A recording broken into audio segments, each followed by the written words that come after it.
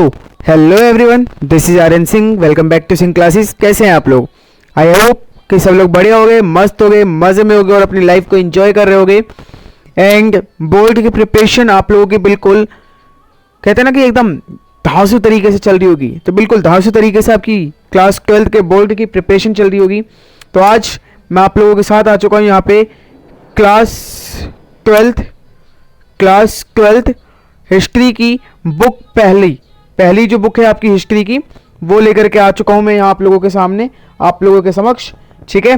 जिसमें हम लोग मोस्ट इंपॉर्टेंट क्या करेंगे, हम लोग मोस्ट इंपॉर्टेंट टॉपिक्स, ठीक है भाई, most important topics and most expected जो क्वेश्चंस हैं जो हमारे बोर्ड एग्जाम 2025-26 में हमसे पूछे जा सकते हैं, उनको हम लोग इस क्लास में करने वाले हैं, ठीक है। तो भैया देखो, ये बुक 1 है हमारी। बुक 1 को इस वीडियो में हम लोग कवर करेंगे, जिसमें भी हो सकता है कि हम लोग 1 या 2 चैप्टर को कवर करें अगर वीडियो बहुत ज़्यादा लंबी होती है तो, वरना मेरी कोशिश जो है 10 मिनट में इस वीडियो को खत्म करने की है, ठीक है। तो चलिए समय को बर्बाद ना करते हुए शुरू करते हैं। तो पहला चैप्टर है हमारा। पहले चैप्टर से जो सबसे इंपॉर्टेंट टॉपिक है वो है कि हड़प्पा संस्कृति की कृषि और कृषि प्रौद्योगिकी जो है उसके बारे में आपको पता होना चाहिए। इंग्लिश में अगर देख ले तो एग्रीकल्चर और एग्रीकल्चरल टेक्नोलॉजी जो है हड़प्पन सिविलाइजेशन की, इसके बारे में आपको नॉलेज होनी चाहिए। इस टॉपिक से क्वेश्चन काफी बार पूछा गया है। फिर दूसरा अगर देखें तो हड़प्पा सभ्यता की मुख्य देन या उपलब्धियां कौन कौन सी हैं, इसके बारे में आपको पता होना चाहिए कि what are the main contributions, ठीक है भैया, कि मेन कॉन्ट्रीब्यूशन क्या है हड़प्पा सिविलाइजेशन का और उनकी मेन अचीवमेंट्स क्या है हड़प्पा सिविलाइजेशन की, आपको ये भी पता होना चाहिए। उसके साथ आपको ये पता होना चाहिए दोस्त कि जल निकास प्रणाली के बारे में आपको पता होना चाहिए। कहाँ की? हड़प्पा सभ्यता की जल निकास प्रणाली, हड़प्पा सिविलाइजेशन का जो ड्रेनेज सिस्टम था उसके बारे में आपको नॉलेज होनी चाहिए। यहां से भी आपके सवाल पूछे जाते हैं, आपके सवाल बनते हैं। तो जो यहां से आपको देखना है, उसके बाद आपको क्या देखना है, हड़प्पा निवासियों की आर्थिक गतिविधियों पर प्रकाश डालें। यहां से भी आपका जो सवाल है वो बन सकता है। यहां से भी आपका सवाल बन सकता है कि जो हड़प्पन्स थे, यानी कि जो हड़प्पा के निवासी थे, उनके इकोनॉमिक एक्टिविटीज के बारे में भी आपसे सवाल किया जा सकता है। तो इसको भी आप लोग एक बार देख लेंगे। उसके बाद आप लोग क्या देखेंगे कि जनरल कनिंघम कौन थे, ये भी आपसे पूछा गया है, ठीक है। और वे किस प्रकार हड़प्पा के महत्व को समझने में चूक गए थे, ठीक है। अच्छा, ये भी पूछा जा सकता है कि किस तरीके से, किस प्रकार चूक गए थे। या फिर आपसे पूछ सकता है कि कनिंघम का जो भ्रम था वो क्या था, कनिंघम का कंफ्यूजन क्या था। आपसे सवाल कुछ भी करे, सवाल अपना चेहरा बदलेगा, लेकिन आप लोगों को अपना उत्तर बिल्कुल नहीं बदलना है, आप लोगों को अपना आंसर बिल्कुल नहीं बदलना है। क्वेश्चन करेगा वो जनरल कनिंघम कौन थे, how did he fail to understand the importance of Harappa, वो हड़प्पा की इंपॉर्टेंस को, हड़प्पा के महत्व को समझने में किस तरीके से फेल हो गए थे, ठीक है। ये आपसे सवाल किया जाता है और ये बहुत ही फेमस क्वेश्चन है, बहुत ही फेमस क्वेश्चन है। कई बार पूछा गया है बच्चों से, कई बार एग्जाम्स में बच्चों से ये क्वेश्चन किया गया है, ठीक है। आगे अगर बढ़ते हैं तो आगे देखने को मिलता है हमें कि हड़प्पा सभ्यता के अंत के लिए कौन से कारण उत्तरदायी थे, ठीक है भैया, कि हड़प्पा सिविलाइजेशन का जो क्या हुआ, हड़प्पा सिविलाइजेशन का जो एंड हुआ, ठीक है, जो हड़प्पा सिविलाइजेशन समाप्त हुई, ठीक है, उसके लिए कौन कौन से फैक्टर्स थे, उसके लिए कौन कौन से वो फैक्टर्स थे जो रिस्पॉन्सिबल थे, ठीक है, जिसकी वजह से आपके हड़प्पा सिविलाइजेशन, हड़प्पा सभ्यता का अंत हुआ। ये भी आपसे सवाल यहां से भी बनता है, ठीक है, इसको भी आपको क्लियर होना चाहिए। उसके बाद है हड़प्पाई लिपि को एक रहस्यमय लिपि क्यों कहा गया है, ठीक है, क्यों कहा गया है दोस्त, क्योंकि हड़प्पाई स्क्रिप्ट जो है, हड़प्पन स्क्रिप्ट जो है, हड़प्पाई लिपि जो है वो आज तक किसी से पढ़ी नहीं जा सकी है, ठीक है। और उसको हम लोग क्या करते हैं, उसको हम लोग पढ़ नहीं पा रहे, इसलिए हम लोग क्या बोलते हैं कि ये एक रहस्यमय, ये एक मिस्टीरियस स्क्रिप्ट है, ठीक है। उसके बाद अगर आगे देखते हो तो कह रहा है कि हड़प्पाई समाज में सामाजिक आर्थिक विभिन्नताओं का अवलोकन करने के लिए पुरातत्वविद किन विधियों का प्रयोग करते हैं। अब मैं आपको ये वो वाले क्वेश्चंस बता रहा था अभी, अगर आप यहां से देखते हो, जनरल कनिंघम का छोड़ दो आप, ठीक है, यहां से अगर आप देखते हो तो ये वो क्वेश्चंस मैं आपको बता रहा हूं हड़प्पा सभ्यता के अंत के लिए से, ठीक है, यहां से लेकर के आपको मैं वो क्वेश्चंस बता रहा हूं जो डायरेक्टली आपके किसमें, एग्जाम में पूछे जाते हैं। ठीक है, वो तो टॉपिक थे। अब डायरेक्टली जो क्वेश्चंस पूछे जाते हैं मैं आपको वो भी बता रहा हूं। हड़प्पाई समाज में सामाजिक आर्थिक विभिन्नताओं का अवलोकन करके लिए पुरातत्वविद किन विधियों का प्रयोग करते हैं? की what methods did archaeologists use to observe socio economic differences in Harappan society? कि भैया उस टाइम पर भी जो समाज में जो था, ठीक है, वो सोशियो इकोनॉमिक डिफरेंस था वहां पर। इसके लिए जो आर्कियोलॉजिस्ट हैं वो किन चीजों का उपयोग करते हैं, ठीक है, किन चीजों का प्रयोग करते हैं, उसमें वो लोग देखते हैं कि भैया जो हड़प्पन थे, हड़प्पा के जो लोग थे, वो लोग किस में विश्वास करते थे? आफ्टर लाइफ में विश्वास करते थे कि मरने के बावजूद भी कोई जिंदगी होती है। ठीक है, मरने के बाद भी एक लाइफ होती है। इसलिए जब उनके यहाँ कोई मरा करता था तो वो लोग क्या करते थे? उसके साथ बहुत सारी वस्तुएं उसके साथ दफना दिया करते थे, उसके कब्र में या जहां पे उसको दफनाया जाता था उसके साथ रख देते थे। तो आर्कियोलॉजिस्ट्स को वहीं से तो पता चला कि भैया अच्छा ये इसके पास इतनी महंगी महंगी चीजें हैं, इट मींस कि ये बहुत अमीर इंसान होगा। ठीक है, और इस पे बहुत ज्यादा महंगी चीजें नहीं, इट मींस कि ये गरीब इंसान होगा। तो इससे पता चल जाता था उनको कि ये सोशियो इकोनॉमिक डिफरेंस तो हड़प्पन सोसाइटी के अंदर भी था। अगर आप लोग इस टॉपिक को पढ़ोगे तो भैया एक बहुत ही अच्छा टॉपिक है। ठीक है, बच्चों को ये बोरिंग लगता है कहीं ना कहीं, लेकिन ये बहुत ही अच्छा टॉपिक है, इसको पढ़ो एक बार, यहां से सवाल बनता है दोस्त।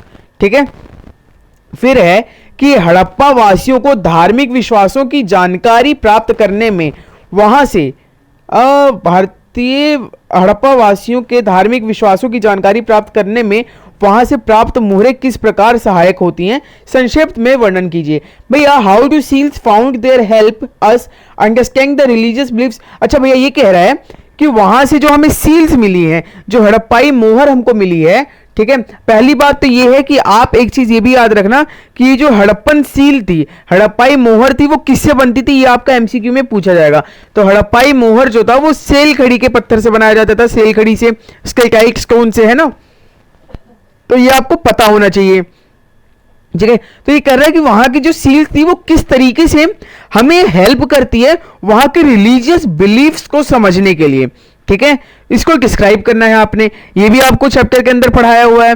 ठीक है, फिर है पुरातत्वविद शिल्प उत्पादन केंद्रों की पहचान कैसे करते हैं? How do archaeologists identify craft production centres?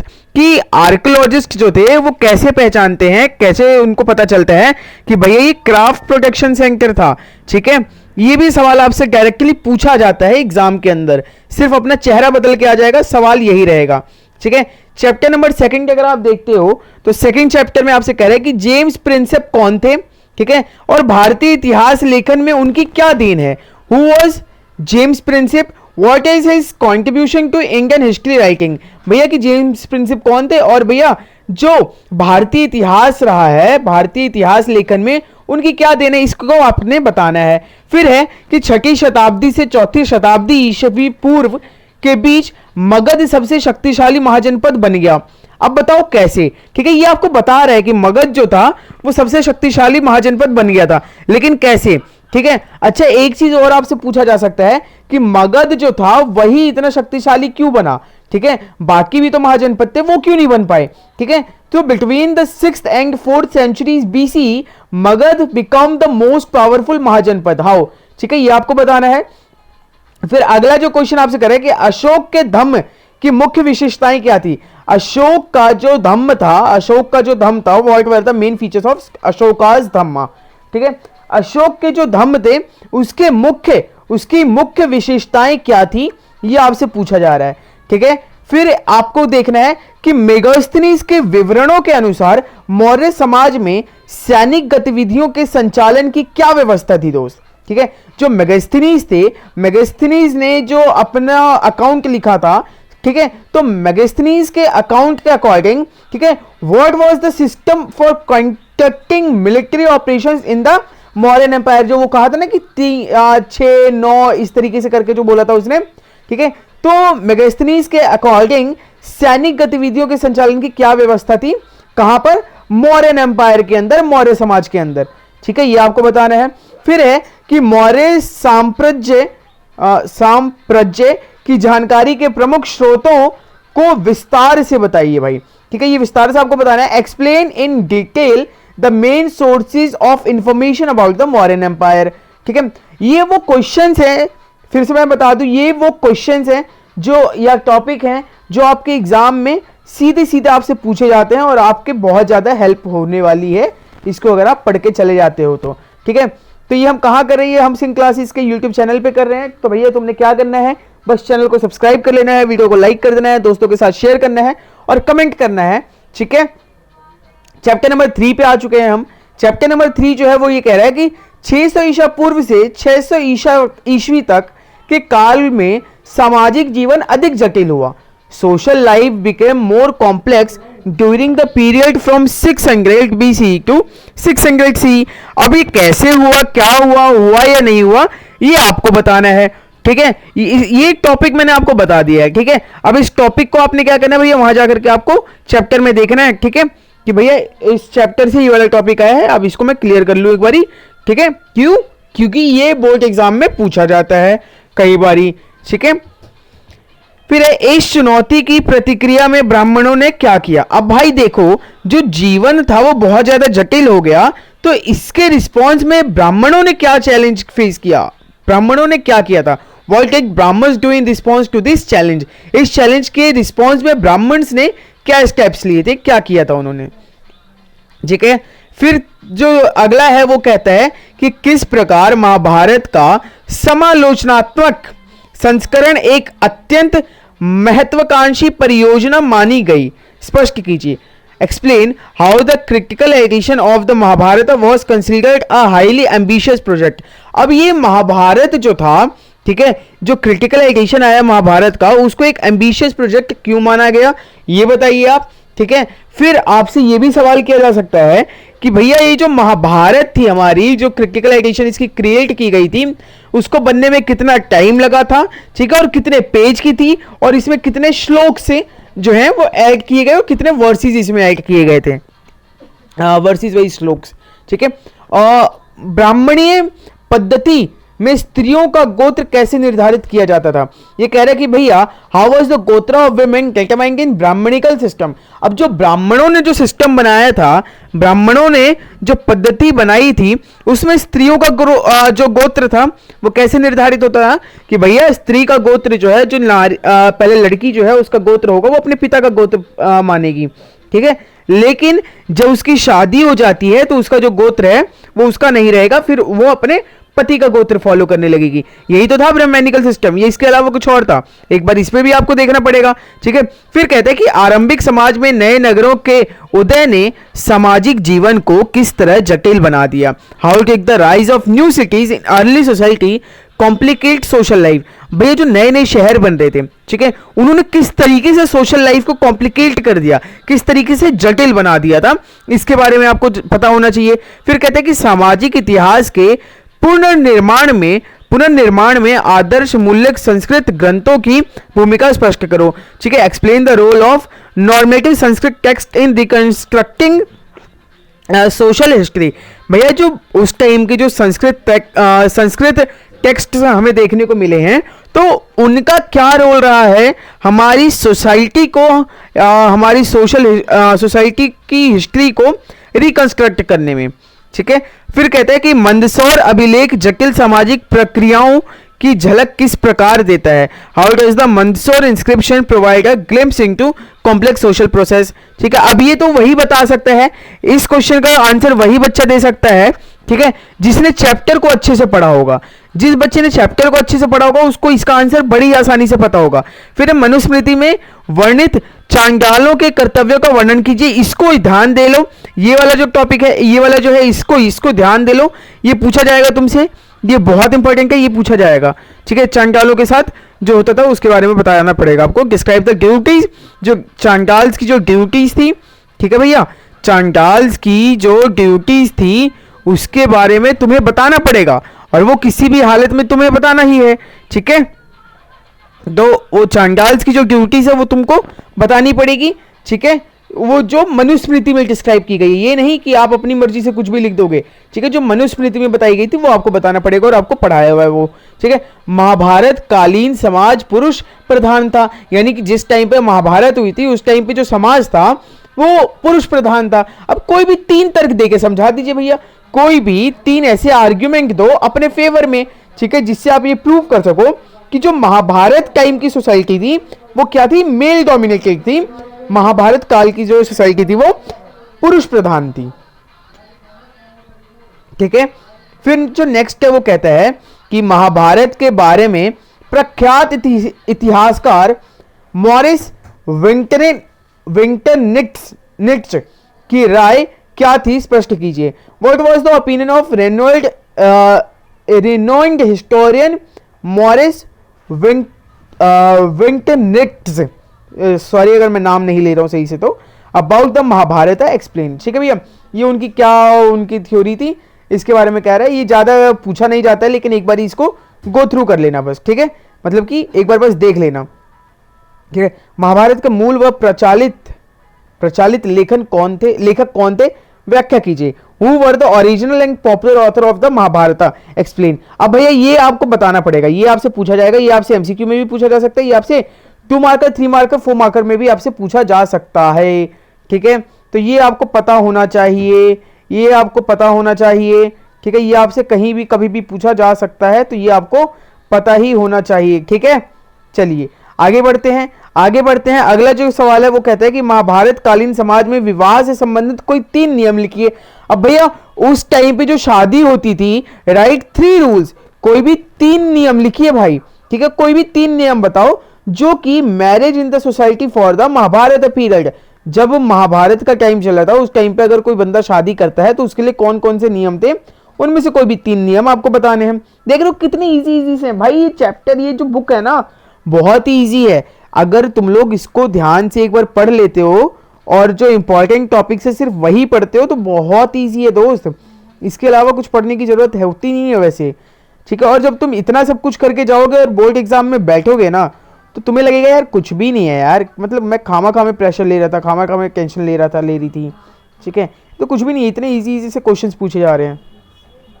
ठीक है, फिर कह रहा है कि वर्णित काल की जाति व्यवस्था की कोई 3 विशेषताएं लिखी, right, 3 characteristics of the caste system of the describe period. अब उस टाइम पे जो क्या था भैया जाति व्यवस्था थी, उसके बारे में आप बताइए भाई, उसके बारे में आपको बताना है इसमें। ठीक है, फिर अब मैं आपको कुछ ऐसे क्वेश्चंस बताने वाला हूं जहां से डायरेक्ट क्वेश्चन पूछे जाते हैं आपके। महाभारत काल में स्त्रियों तथा पुरुषों के संदर्भ में संपत्ति के अधिकार से क्या अभिप्राय था। ठीक है, अब ये आपको मिलेगा पेज नंबर 68 से 69। अगर आप एनसीईआरटी खोलते हो तो आपको मैं हिंट भी दे रहा हूँ, 68 से 69 के बीच में आपको ये मिल जाएगा। What are the meant by property right in relation to women and men during the Mahabharata period. ठीक है भैया, तो ये आप जब आप अपनी एनसीईआरटी खोलोगे 68 और 69 पेज पे आपको इसका आंसर देखने को मिल जाएगा। क्या यह संभव है कि महाभारत का एक ही रचयिता था?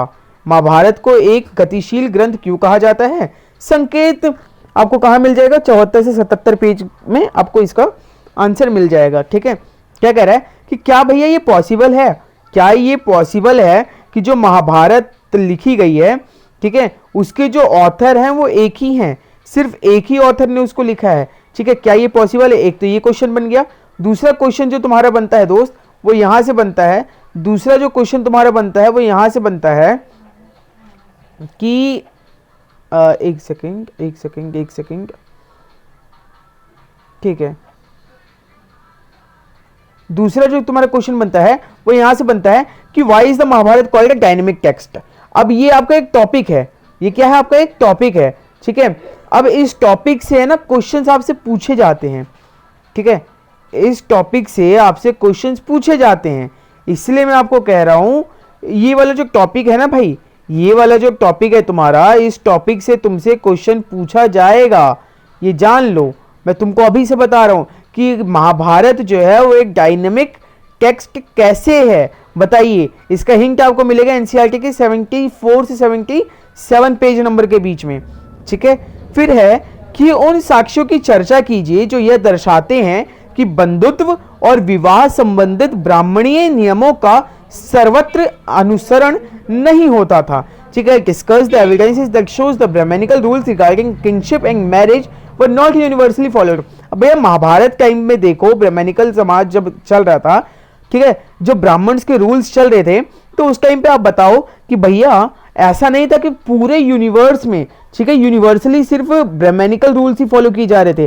क्यों? क्योंकि हमने उस टाइम पे देखा था कि ये बहुत सारे ऐसे भी साम्राज्य थे, बहुत सारे ऐसे भी एम्पायर्स थे जो ब्राह्मण्स के रूल्स को फॉलो नहीं कर रहे थे। तो इसके हिंट के लिए आप 55 से 56, 58 से 60 के बीच में आप इसको क्वेश्चन का आंसर पता कर सकते हो। अगर आप इन पेजेस में जाकर के देखते हो तो आपको इसका आंसर मिल जाएगा। और ये वो क्वेश्चन है जो सीधा सीबीएसई पूछती है सेम लैंग्वेज से, ठीक है।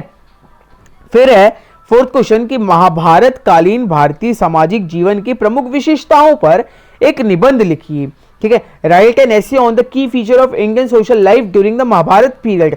अब इसमें आपको महाभारत टाइम पे जितनी भी चीजें हैं, आपको जितनी भी चीजें मालूम है, ठीक है, वो सब कुछ आपको लिखना होगा, ठीक है। वो सब कुछ आपको इसके अंदर लिख करके देना होगा, ठीक है। फिफ्थ क्वेश्चन जो है ये कहता है कि भारत के प्रसिद्ध महाकाव्य महाभारत की मूल विशेषताओं पर प्रकाश डालिए, ठीक है। Highlight the basic features of India's famous epic.